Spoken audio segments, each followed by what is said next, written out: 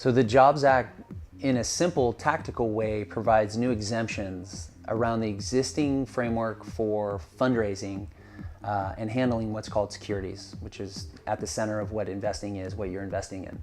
And allows that to really have two things. One, for it to be publicly advertised. That was against the law since 1933-34.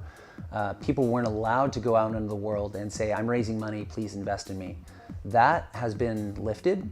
But it's been lifted under a specific set of regulations and compliance requirements that people who run crowdfunding platforms like us at Crowdfunder have to meet.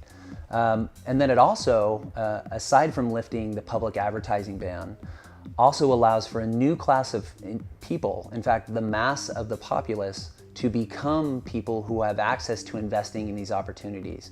In the past, they were excluded and not allowed if they didn't make more than $200,000 a year or didn't have $1 million in net worth.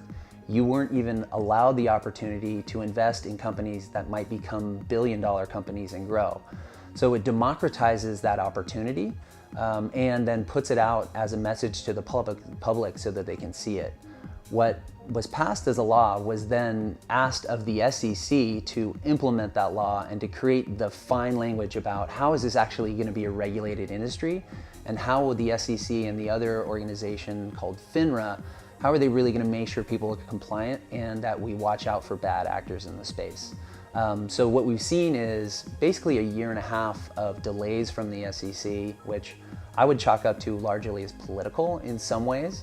But now we have a leader, the new chair of the SEC, within her first 3 months, already passed a first portion of the Jobs Act, which was Title II, which lifts this ban on public advertising and allows it to happen with accredited investors, those people who make more than $200,000 or have more than $1 million in net worth. And I expect over the next 3 to 6 months, we'll see rulings and then an implementation of the second part of crowdfunding, which is called Title II of the Jobs Act. And that simply allows the non-accredited investors to start to play in this world of opportunity to these early stage investments.